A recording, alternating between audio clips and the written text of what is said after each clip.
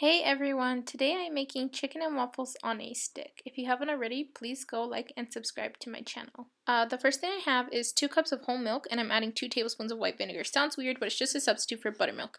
Then I'm adding half a teaspoon of parsley, half a teaspoon of paprika, half a teaspoon of garlic powder, half a teaspoon of onion powder, and 1 tablespoon of brown sugar. Half a teaspoon of black pepper, half a teaspoon of garlic salt, and half a teaspoon of regular salt. So go ahead and mix everything together. This is just going to be our marinade for the chicken. As you can see, it's kind of chunky. That's what happens when you add vinegar to your milk, creating the substitute for buttermilk. Okay, so next I have a semi-frozen chicken breast. It's not fully frozen, but it's just a little bit. As you can see, it's kind of hard while I'm cutting it.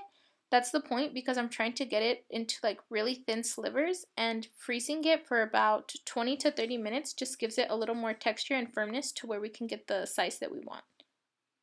We want them fairly thin as we don't want them too thick, because if they are thick, they're going to be a little bit harder to press down in the waffle maker. As you can see, I'm just trimming off all of the excess fat of my chicken. Okay, so now that I have all of my chickens sliced up, I'm going to add them to a Ziploc bag. If you don't have a Ziploc bag, a bowl works perfectly fine. And then you're just going to add your marinade in there. Since my chicken is semi-frozen, it's going to be fine if I leave it on the counter for about 20 minutes. So what I'm going to do is add my marinade into my bag of chicken or bowl, and you're just going to let it marinate for about 20 minutes. If you decide to do this the night before or even hours ahead of time, marinating longer is better. But if you marinate longer, make sure that you do put your marinade of chicken in the fridge. Okay, so I'm coming back 20 minutes later and I just have these skewers that I'm using, and I'm just going to pierce the chicken. Holding it by the top actually gives you a little bit more pull of your chicken, and it's a little easier to stick.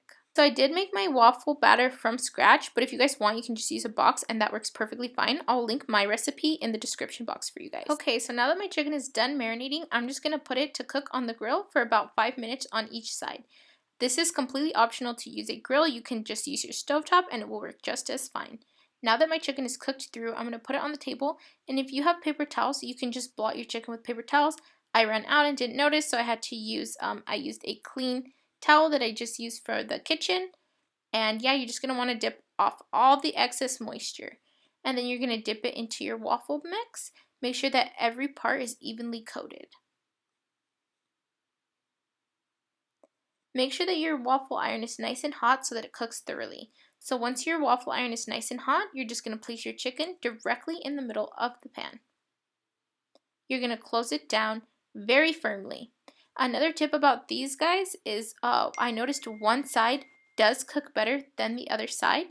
So if you want, you can just, a trick is to pull it out, flip it the other way, and press down again. So that way it's getting crispy on both sides. Alright, so this is the finished result of my chicken and waffle on a stick. I really hope you guys enjoyed this video. Thank you for watching. Please like and subscribe. Thanks, guys.